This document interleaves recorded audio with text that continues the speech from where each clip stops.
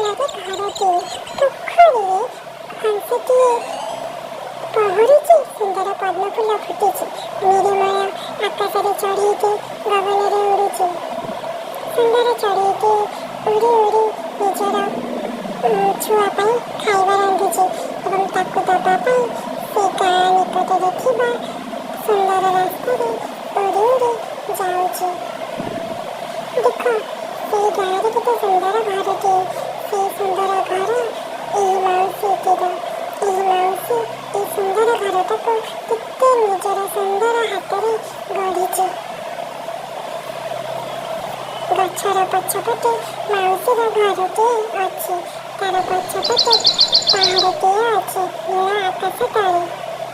ସୁନ୍ଦର ଚଢ଼େଇଟି ତାର ଛୁଆ ବସାକୁ ଯାଇ ଛୁଆ ସହିତ କଥା ହେଉଛି ଏବଂ ସେ ନୂଆ ଘର ଖୋଜିବା ପାଇଁ ଉଡ଼ି ଯାଉଛି।